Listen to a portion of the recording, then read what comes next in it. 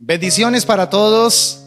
Damos gracias al Señor porque nuevamente estamos aquí reuniéndonos en torno a la palabra del Señor. Hace 8 días estuvimos dando apertura a esta primera parte de la enseñanza sobre Dios le ha entregado a la iglesia la tarea de la gran comisión, la tarea de ir y predicar el evangelio a toda criatura. Y notábamos por el dicho de nuestro Señor Jesucristo que la tarea es ardua, la mies es mucha.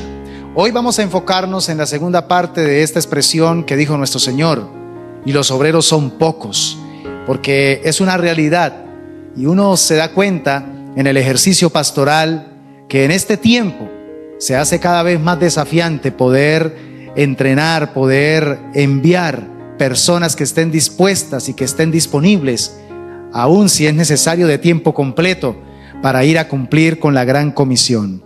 Pero sabemos que hay una gran responsabilidad que pesa sobre la iglesia del Señor, en no solamente ir y buscar obreros, sino también formarlos, entrenarlos para poder enviarlos a cumplir esta tarea. Hoy vamos a enfocarnos entonces en la segunda parte: los obreros son pocos, y vamos a orar al Señor pidiendo su iluminación para que Él también hable a nuestro espíritu. Te damos gracias, amado Dios, porque tu palabra es viva y eficaz.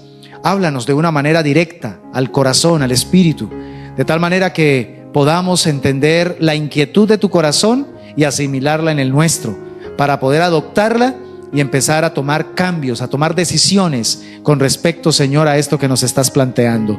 En el nombre de Jesús oramos, bendiciendo y glorificando tu santo nombre. Amén y amén. Cuando hablamos de entrenar y formar obreros, es muy importante mirar el modelo y el método de nuestro Señor Jesucristo. Y quiero que miremos precisamente la manera de Jesús, porque mirábamos en la enseñanza anterior que el ministerio de Jesús estuvo prácticamente enfocado fue en la gente. Todo lo que Jesús hacía giraba en torno a ministrar las personas, no tanto a cumplir con metas específicas o programas personales, sino con las personas. Él escogió a unos pocos para invertir su vida, para invertir su existencia en las personas. De hecho, el evangelista Juan testifica que hubo un cierto contacto de estos hombres con Jesús antes de ser enviados, antes de ser prácticamente comisionados a desarrollar la obra del ministerio. Después de una noche de oración, dice la palabra del Señor que Él llamó a los 12, Lucas capítulo 6, versículo 12. Los llamó en primera instancia, dice, para que estuviesen con Él. Note por favor esa expresión. Lo primero que hace el Señor es, después de toda una noche de orar al Padre y pedir su guianza y sabiduría para escoger a los 12, entonces los escoge primeramente para que estén con Él. Y luego entonces también los escoge para hacer de ellos pescadores de hombres, para luego ser enviados a las naciones, tal como está descrita en la gran comisión de Mateo 28, versículos 18 al 20. Jesús nos demuestra que Él se dedicó a entrenar a este grupo de hombres para una tarea, para que fueran capaces de ir por todo el mundo a llevar ese mensaje transformador, a llevar ese mensaje divino de salvación a través de la obra redentora de Cristo. Cuando Jesús comenzó ese entrenamiento de estos hombres, algo que nos llena de esperanza es que Él no escogió a personas perfectas, pero sí escogió a personas que tenían potencial. Y te digo en esta oportunidad, mi amado hermano y amigo, amada hermana y amiga, muy probablemente no somos personas perfectas, pero sí tenemos potencial en Dios, y por eso sus ojos están puestos sobre nosotros. Estos hombres necesitaban o requerían precisamente formación, pero representaban la base para un movimiento de alcance mundial. Esos 12 discípulos eran los que iban a formar parte de los primeros frutos de la cosecha, como está descrito en Mateo capítulo 4, versículos 18 al 22. Entonces note por favor, y vuelvo a repetirlo como lo dije en la entrega anterior, Jesús no construyó edificios, ni tampoco creó una organización. Él lo que edificó fue gente, y lo hizo donde quiera que fue. Recuerde que Él llamó a las personas para que estuviesen con Él, Mateo 4:19.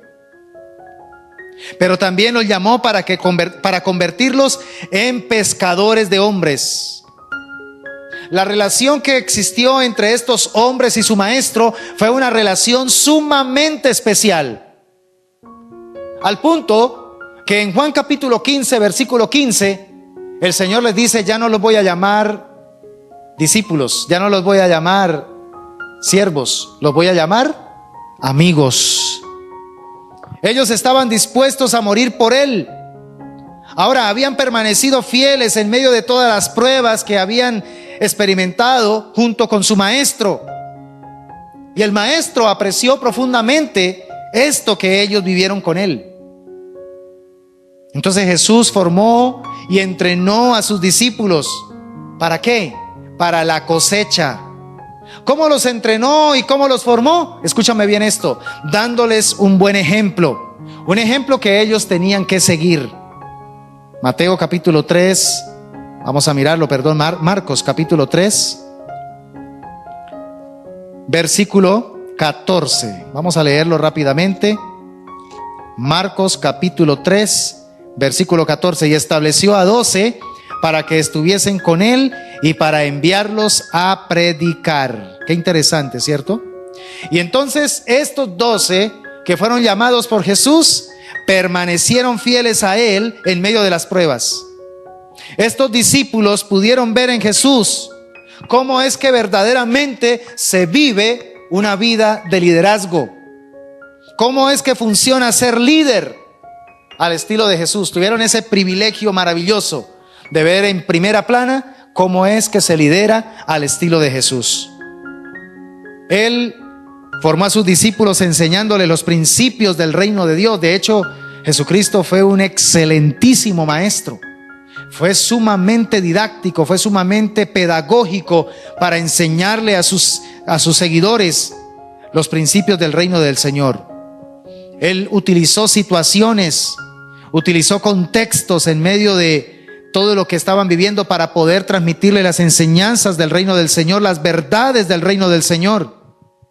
Pero lo más hermoso es que no solamente se quedó en darles enseñanzas que eran excelentes y que eran muy prácticas, sino que llegó un momento también donde Él les dio oportunidades para que practicaran el ministerio, para que ellos pudieran también aprender de las experiencias. En otras palabras, aprendieran haciendo. Esto es un método supremamente importante en la formación de liderazgo: aprender haciendo. Pero también Él invirtió en el carácter de sus discípulos, porque Jesús esperaba que ellos se parecieran a Él, que fueran como Él, como lo dice Juan capítulo 13. Eso era lo que quería Jesús, que sus discípulos fueran como Él. Entonces, estos hombres que eran comunes y corrientes, pero después de haber estado con Jesucristo, llegaron a ser hombres clave, hombres que fueron fieles en reportar las cosas que el Señor les había enseñado. Fue importantísima la formación que recibieron de su maestro para que el mensaje que Jesús les entregaba, luego los discípulos también lo pudieran entregar fidedignamente a otros, y estos a otros, al punto que hoy día nosotros también podemos gozar de ese mensaje y podemos seguirlo también transmitiendo a otras generaciones. Yo creo que esta realidad nos anima a ver que la fe de Jesús es una fe clave para poder ser transformados. Cuando usted mira cómo Dios puede transformar a una persona, cambiarla, prácticamente darle un giro de 180 grados, entonces esto nos motiva a nosotros, porque podemos decir: si Dios ha hecho esto con otros, lo puede hacer también con nosotros. Y es que así tiene que ser. Mira, si nuestro Señor Jesucristo hubiera escogido hombres de otro porte espiritual, de otro nivel intelectual, yo creo que posiblemente nosotros no tendríamos chance, no tendríamos motivación, esperanza para seguir a Jesús. Pero el hecho de que haya escogido a un Pedro, que haya escogido a un Marco, a un Mateo, que haya escogido a un Judas, nos llena de esperanzas a nosotros, porque muy probablemente estamos en la misma condición de ellos. Entonces hay esperanza para cada uno de nosotros. Y a estos que Él escogió y que también transformó, entonces también los envió a las naciones para que reprodujeran lo que habían aprendido, lo que habían visto, lo que habían experimentado. Los envió a ser discípulos que discipulan a otros, que discipulan a las naciones. Ahora, en este contexto yo quiero que miremos 3 áreas en la formación de discípulos que es importante tenerlas presentes, porque estamos hablando, los obreros son pocos. Y es que no se requieren, para ser obreros del Señor, se requieren también ciertas áreas formativas. Por ejemplo, el líder emergente debe ser enseñado para que conozca la sana doctrina. Un obrero del Señor tiene que ser enseñado en la sana doctrina para que la conozca, para que pueda entenderla, para que pueda también comprenderla y así pueda también transmitirla. Una persona que marca la diferencia es una persona que entonces está con el Señor, vive con el Señor, pero también ministra como Jesús lo hizo. Si enviamos a los creyentes a servir sin el debido entrenamiento, sin la capacitación, sin el adiestramiento necesario, coherente, pues entonces vamos a estar enviando a personas al campo de batalla sin las debidas herramientas, sin la necesaria preparación, y eso es algo supremamente peligroso. Por eso es que las iglesias donde nos congregamos deben convertirse en centros de entrenamiento para las personas, para los congregados, para los hermanos.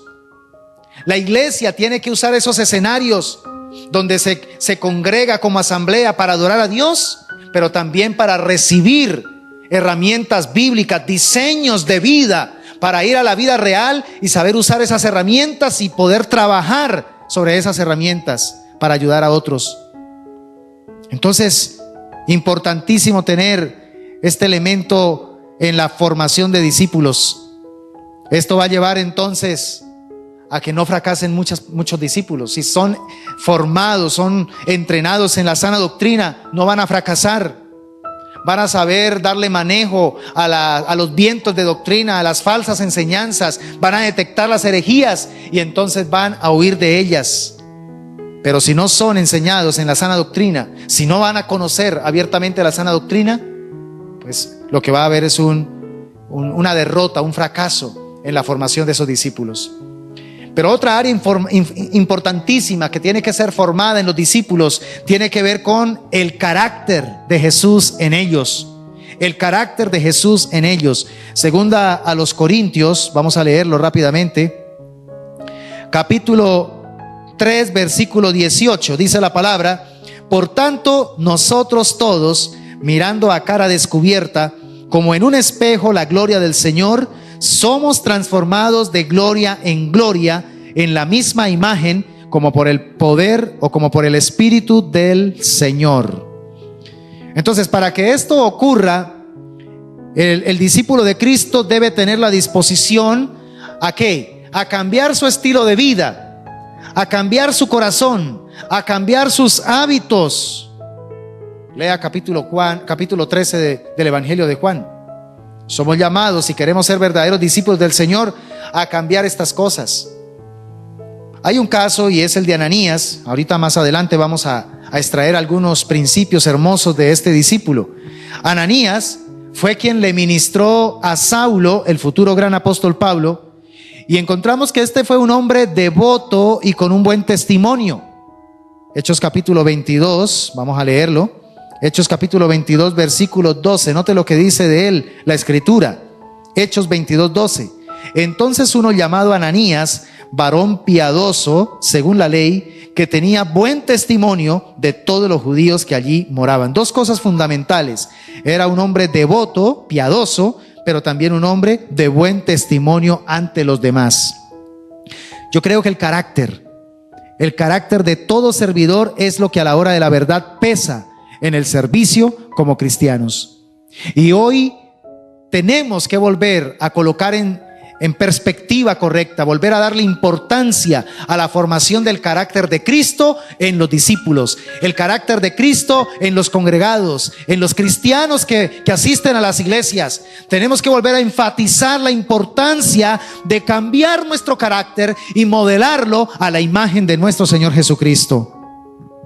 Y también una tercera área de formación en los discípulos tiene que ver con el área de las habilidades y las capacidades. El discípulo de Cristo debe crecer en esto, en las habilidades, en las potencialidades. Efesios capítulo 4, versículos 11 al 16.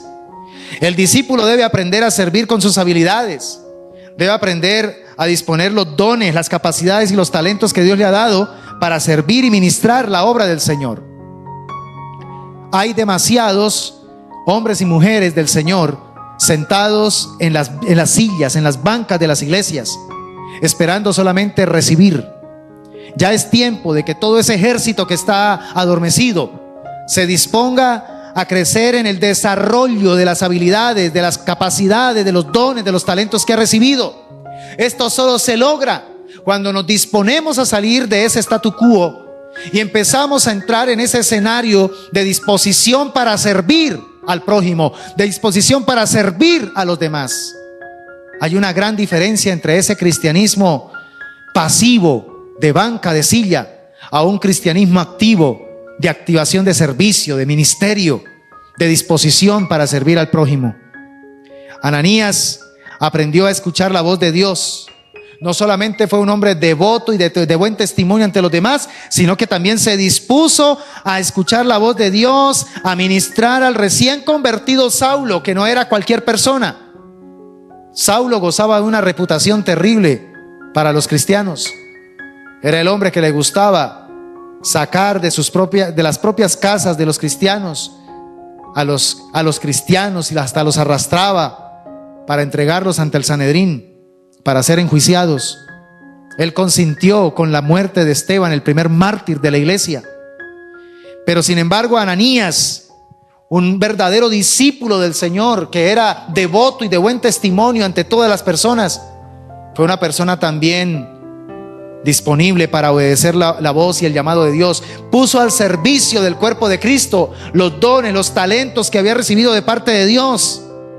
Y por eso entonces Dios puede usar a Ananías para que Saulo recibiera la sanidad física en sus ojos, para que Saulo recibiera el bautismo con el Espíritu Santo, para que Saulo fuese bautizado en agua y fuese confirmado también el llamado que Dios ya le había entregado camino a Damasco.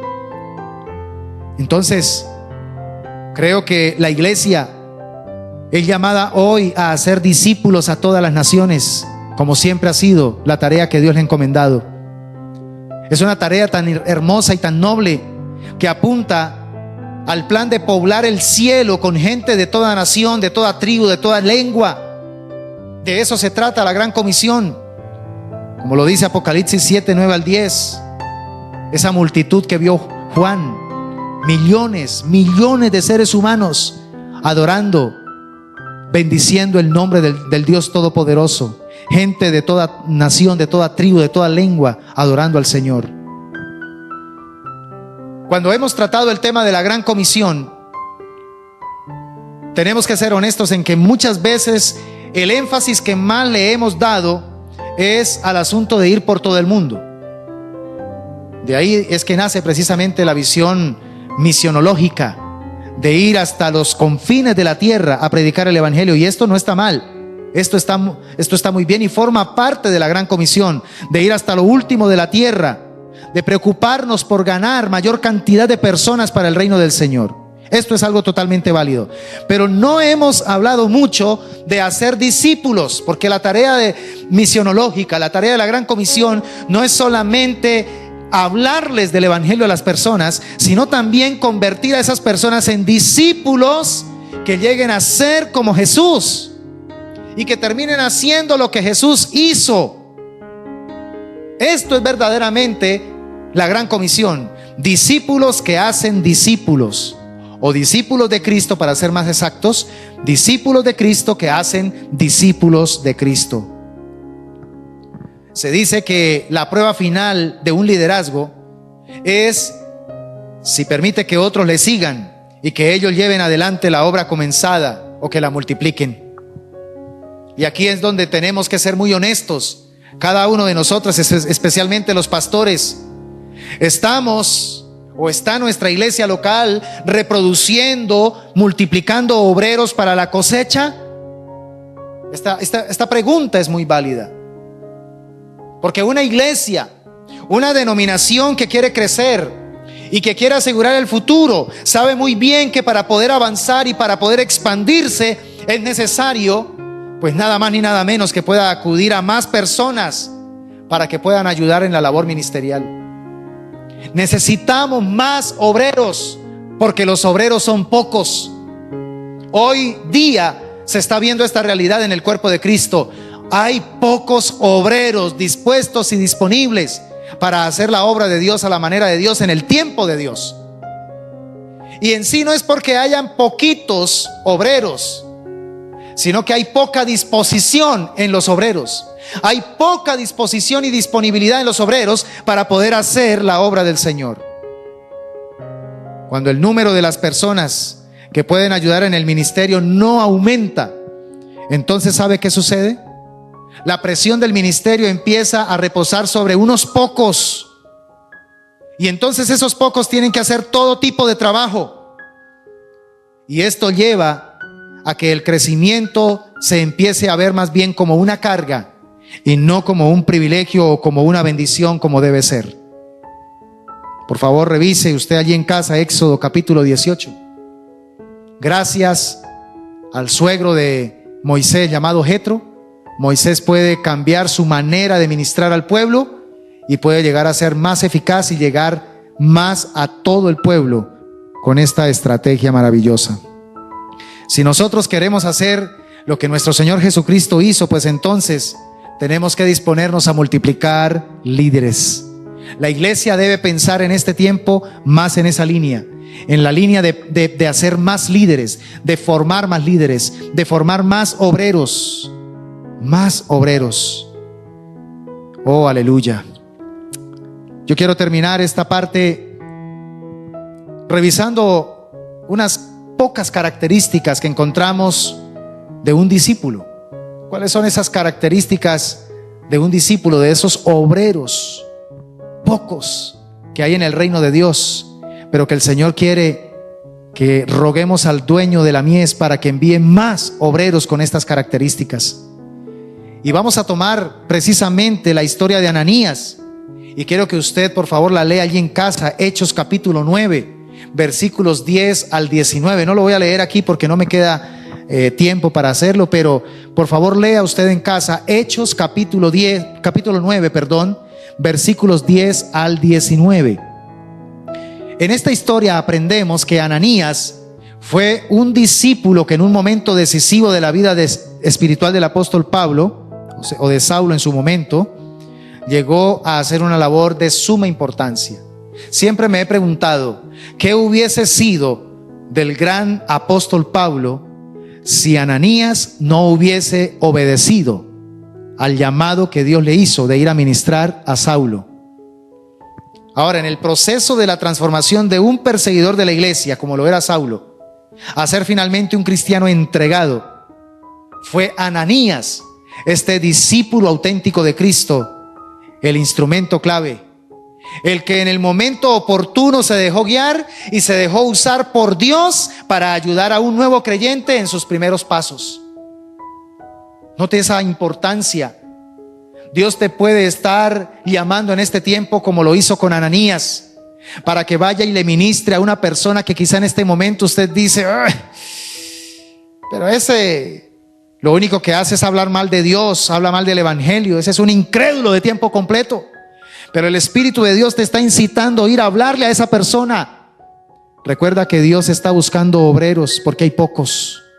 Dios está buscando obreros como Ananías, que sean devotos o piadosos, pero también de buen testimonio, pero además de eso, dispuestos y disponibles a obedecer el llamado de Dios.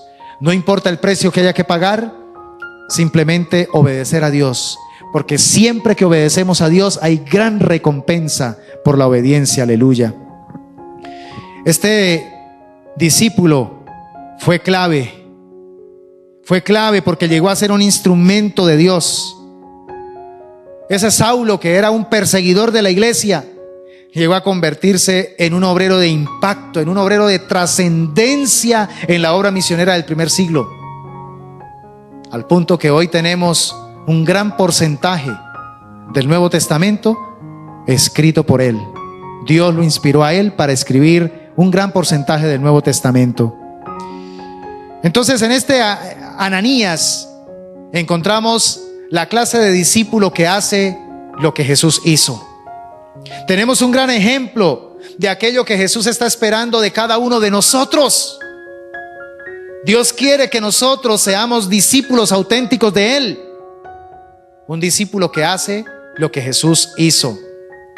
Dios quiere usar a todos los creyentes en el servicio a otros.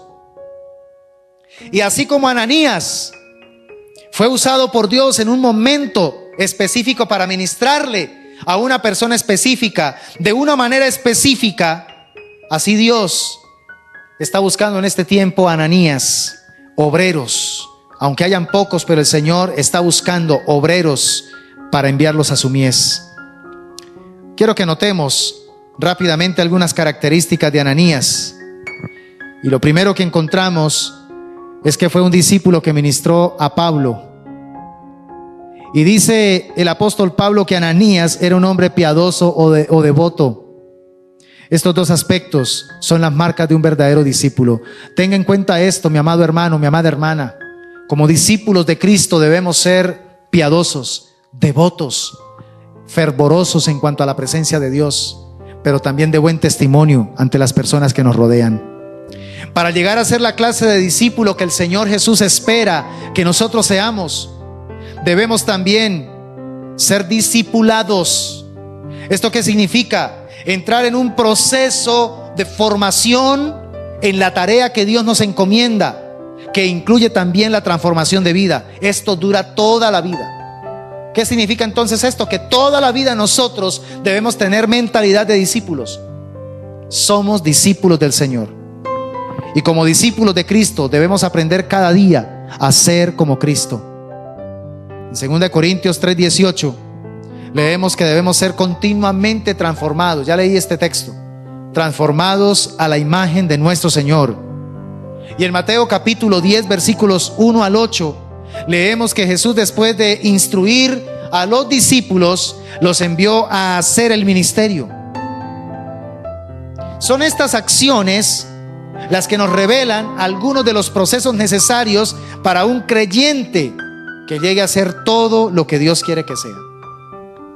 Entonces podríamos resumir que el discipulado, como se mencionó anteriormente, es el proceso continuo a través del cual un discípulo es enseñado o instruido, cambia su carácter a la imagen de Jesús y crece en habilidades y capacidades. Entienda esto, por favor. Un discípulo del Señor es enseñado o instruido, cambia su carácter a la imagen de Jesús y crece en habilidades y capacidades para la gloria del Señor. Recuerda muy bien, mi amado hermano, que es Dios quien nos ha elegido. Es Él quien nos ha seleccionado para ser sus hijos y para ser sus servidores. Él es el que está detrás de nosotros. Él es quien primero ha invertido en nosotros y ahora nos llama a formar parte de su familia. ¿Pero para qué lo hace? Para que formemos parte de su equipo que cumple con la gran comisión que está plasmada en Mateo capítulo 28 versículos 18 al 20. Yo concluyo estas dos enseñanzas que he compartido en estos 2 miércoles diciéndote que somos enviados a una misión divina. Somos enviados a una misión divina. Y esa misión se resume en hacer discípulos. Nosotros en nuestra casa, Diseños de Vida, cuando nos preguntan cuál es la misión de la iglesia, transformar a las personas en discípulos de Cristo.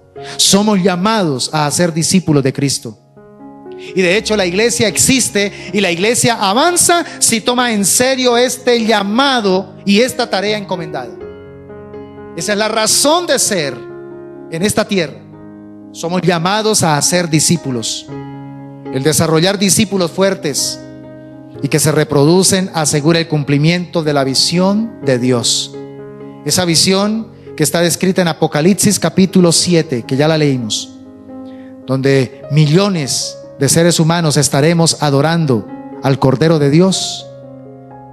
Personas de toda lengua, de toda nación, de toda tribu, adorando a nuestro Salvador por los siglos de los siglos. Aleluya.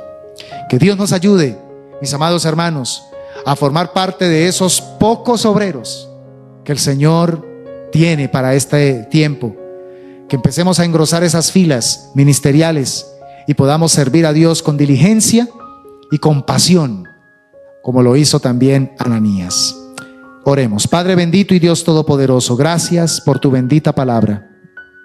Gracias porque a través de ella somos edificados y somos exhortados y también consolados.